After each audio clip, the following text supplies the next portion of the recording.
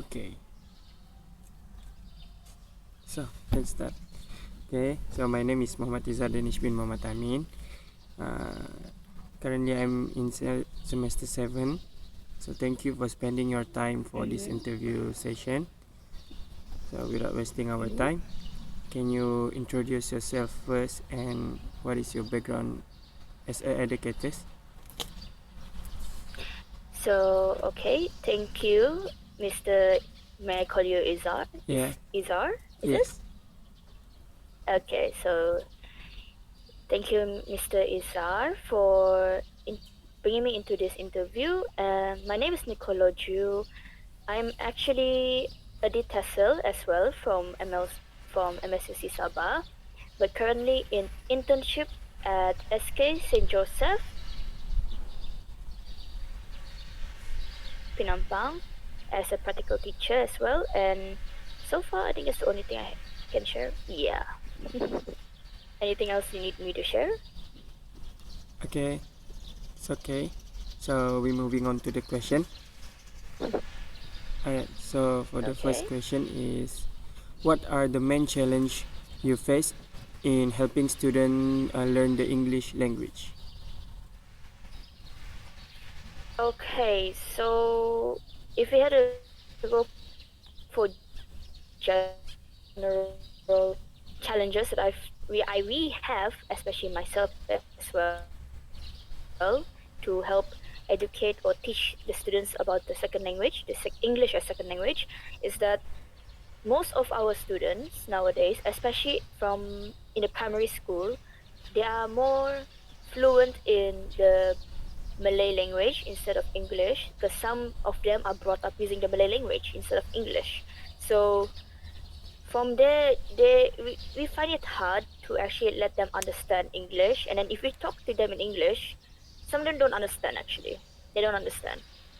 So from there, that's one of the challenge. And the other challenge is that if the student does not know the basic, maybe yes, they grew up with the English language. However, they lack in the understanding of the basic language, especially those who are in upper primary, such as primary 4 until primary 6. Okay, is there any you want to add? Okay. So the base on when you say challenges, it's not just based on how they're brought up, but also their mental. You have to see because some students they are actually we have to understand that some students they develop slowly, so they're not in the same pace as considered as normal children, you can say normal like that.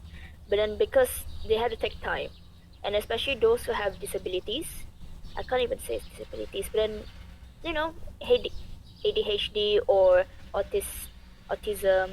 So I do have some students who have autism in class, so it's a bit hard to actually get them to how is it get them to understand, or they do understand maybe, but another one is that if they don't focus in class, that's another thing that we have to go through as a teacher or educator. Okay, so we moving on to the next question. What strategies do you use to overcome this challenge in the classroom? So okay, so strategies, not a lot of strategies are not actually in terms of making the lesson fun.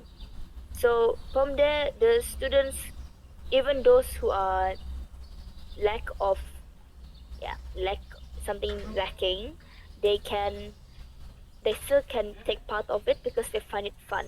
If the peers, the other pupils, if they think it's fun, they will join in. Okay. So from what I did was that for especially for primary two, because they're the easiest to have fun with them, we can say, even though they are very hard to control sometimes. So primary two, I did this method. Recently, I did this method by we have there is and they are, which is plural and singular. So when I decided to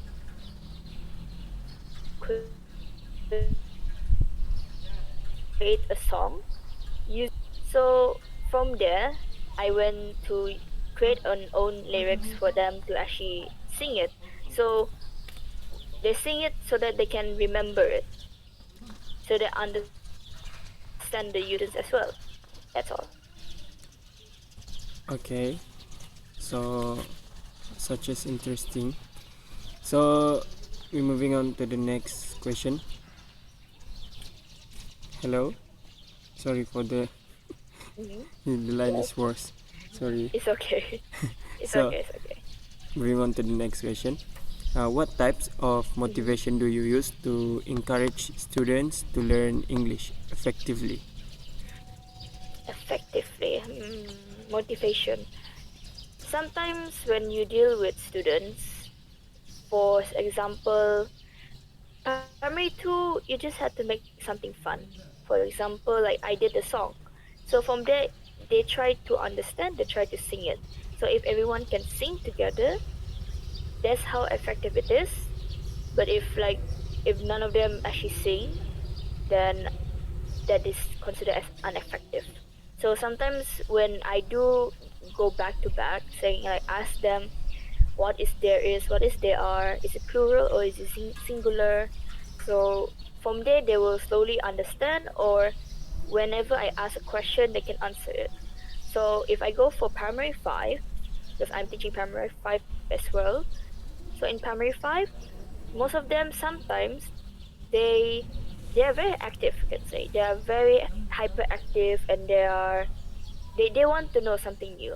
So in, how do I say it, in exchange, like a deal, if they do their studies, I give them a story.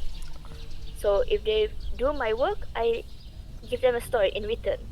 So from there, at least I have a deal with them where we understand that I can share your stories, and that's how it works. But other than that, I recently also did an essay with them. So I asked them to do their own free will essay, freestyle as well. So from there, I can understand which part they are weak in, and they're mostly weak in grammar and in terms of use of capital letters in nouns. And I guess that's all. Uh, okay. Wait. Wait a minute. I said, okay, alright. This is the last question. So, Hmm. how do you monitor Okay. students' understanding to ensure they are following and benefiting from your lesson? Okay, for this one is a bit tricky also, because sometimes most of the students, especially primary two or basically primary five, also does the same thing. So whenever try to see who they can answer or not, I will normally base it on their exercise book or the workbook, so I know that they actually understood, they understand the English, whatever I taught them, the lesson and all.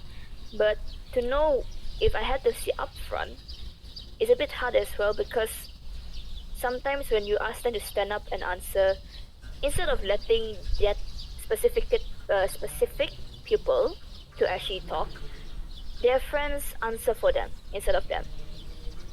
So that's a hard part, but sometimes it's still effective as well to know.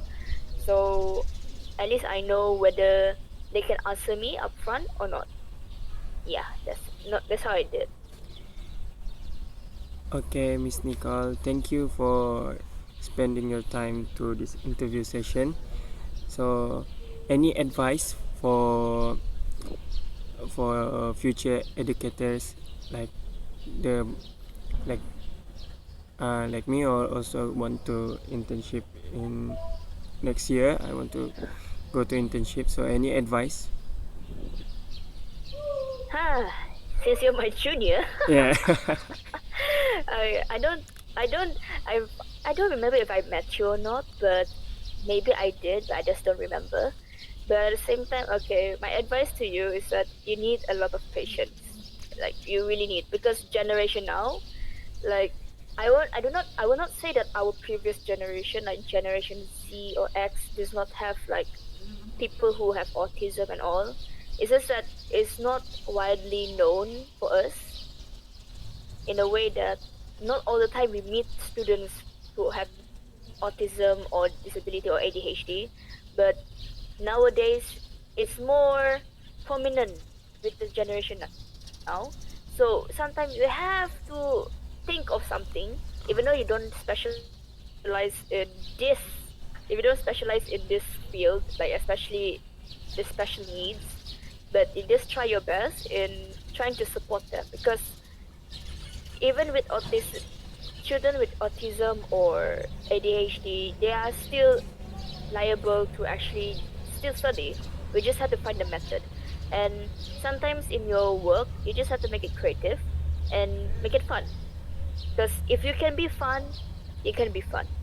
But be a stern person. Just sometimes students don't, they will not take you seriously if you keep doing a lot of fun things. You have to be serious sometimes. So they know that when it's serious, when it's to have fun. So from there, just prepare your lessons.